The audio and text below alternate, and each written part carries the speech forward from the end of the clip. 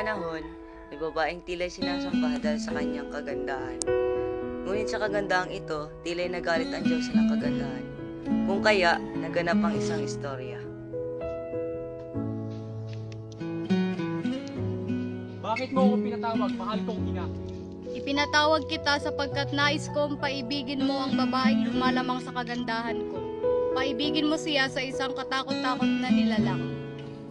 Masusunod po, mahal na ina. Nang pinatamaan niya ang puso ni Psyche ng palasong pag-ibig, nahulog ang kanyang paningin sa kagandahan taglay ni Psyche. Kung kaya, mas pinili niya ipana sa kanyang sarili imbis na ipana niya sa katakot-takot na halimaw, sapagkat ginusto niya sa kanyang umibig si Psyche. Anong ginagawa ko dito? Bakit naririto ako? Ako ang iyong magiging asawa at sa akin ka nang iibig. Dito ka na maninirahan sa aking palasyo at hindi mo ako maaaring makita sa ang aking anyo sapagkat ako ay katakot-takot ng nilalang. Ipinapangako ko na ibibigay ko sa iyo ang kayamanan na iyong ninanais, ngunit hindi mo maaaring makita at makausap ang iyong mga kapatid. Ipinapangako ko, pero bakit kailangan hindi ko makita ang aking mga kapatid?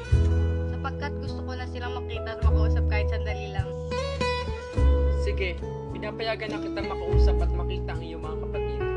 Pero mag-iingat ka sa iyong mga gagawin, sapagkat maaaring mangyari ang di ka nais-nais na pangyayari.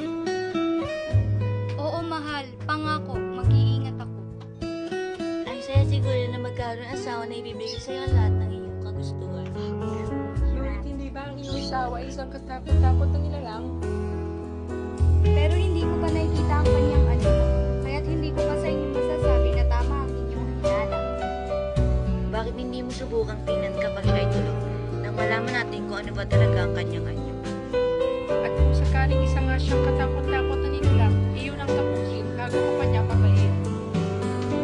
Kung kaya, sinubukan niya sundin ng mga payo ng kanyang kapatid kaya't tinignan niya ito.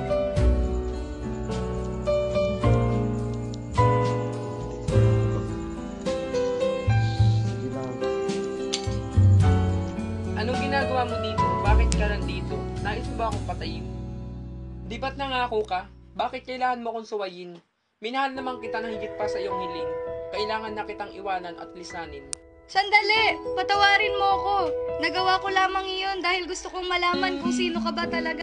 At ano ka, sapagkat nagtataka ako kung bakit hindi ka nagpapakita sa akin. Patawad, huwag mo na akong lisanin. Sapagkat hindi na mabibigyang kulay ang pag-ibig kung walang tiwala sa isa't isa. Kaya paalam, kailangan na kitang lisanin. Ang kwento ng Cupid at Psyche.